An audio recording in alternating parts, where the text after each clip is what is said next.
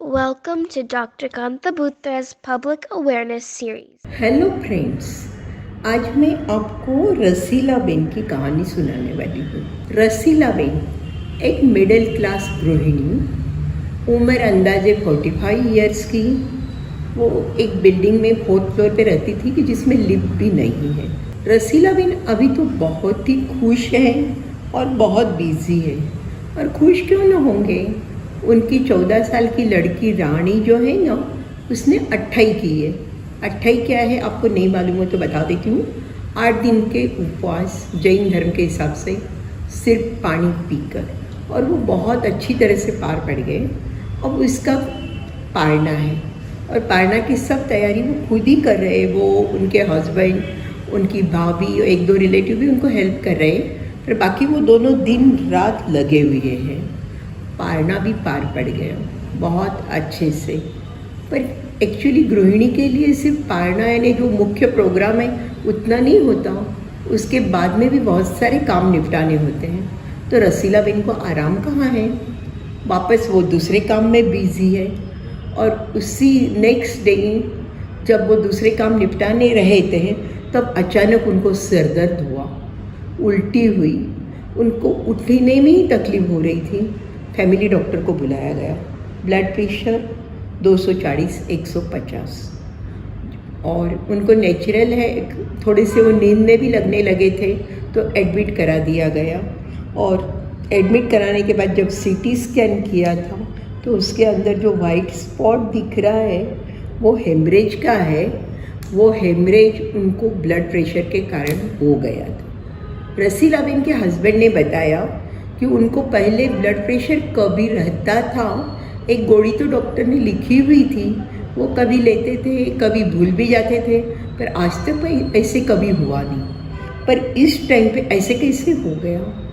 मैं उनको बताया, देखिए उनको होना तो था ही ना प्रॉब्लम, नींद पूरी नहीं हुई है, कंटिन्यूस भाग दौड़ कर रहे हैं, ऊपर से दवाइयाँ बंद है, तो बीपी शूट तो हो ही जाएगा। एनीवे, अब आप ध्यान रखिए, लकीली रसीलाबेन के लक अच्छे थे और उनका बीपी भी कंट्रोल में आ गया। बाद में नेचुरली उनके हस्बैंड ने बोला कि मैं हरदम उन्हें दवाइयाँ मेरे हाथ से दूंगा और एक बात का ध्यान रखूँगा कि किसी के घर में कोई प्रोग्राम भी हो तो उन लोगों को भी बोलूँगा, पहले आपकी जो बीपी डायबिटीज़ सबकी दवाइयाँ लो। अगर आपके डॉक्टर के पास चेकअप बहुत दिनों से नहीं कराया है तो करा के आ जाओ, दवाइयाँ एडजस्ट कराओ। तो अभी आप लोगों के लिए टेक होम मैसेज क्या है, आपके घर में कोई भी प्रोग्राम हो और वैसे रूटीन में भी आपका बीपी डायबिटीज़ या जो भी बीमारियां हैं वो निगलेक्ट मत कीजिए। काफ़ी बार क्या हो जाता है, बीच में बीपी बढ़ता है। आप कभी डॉक्टर के पास जाते हो, बीपी ज़्यादा होता है, कभी नॉर्मल भी आ जाता है, कभी बॉर्डर लाइन रहता है। आपको लगता है हम परहेजी करके सब कंट्रोल कर लेंगे, पर उसमें प्रॉब्लम क्या आती है, जब आपके घर में कोई प्रॉब्लम है, प्रोग्राम्स है, तो उसमें आपकी भागदौड़ बहुत हो रही है, टेंशन बहुत हो रहा है, नींद पूरी नहीं हो रही है। ये तीन ही कारण से आपका बीपी तो बढ़ने वाला ही है। कभी इस तरह से बहुत ज़्यादा बढ़ गया तो आप बिना कारण के बड़ी तकलीफ में आ जाओगे। सो टेक होम मैसेज एक ही है, डोंट फॉरगेट योर मेडिसिन। मैं तो यही बोलूँगी, कोई भी प्रोग्राम हो और उस टाइम पे आपको कुछ अनइजीनेस लगे, प्रॉब्लम लगे, ऐसे मत समझिए ठीक है वो होने दो, बाद में मैं जाऊंगा।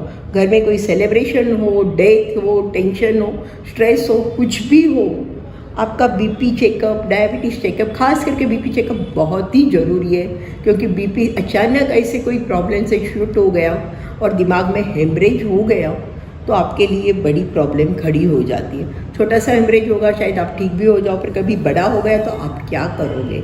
सो अभी जो नेक्स्ट जुलाई में 22 जुलाई है ना, ब्रेन हेल्थ महीना है, तो आपकी ब्रेन को प्रोटेक्ट कैसे करना है एक एक चीज़ों से हम सिखाएंगे।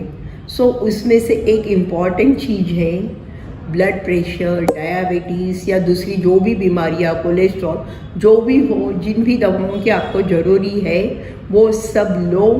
उनमें से कुछ भी बैलेंस गया तो आपका दिमाग जाएगा। और सो ब्रेन हेल्थ के लिए ये सब चीज़ें अच्छी तरह से कंट्रोल करना भी बहुत ज़रूरी है। फिर बाद में आप सेलिब्रेशन करते रहिए। Thank you.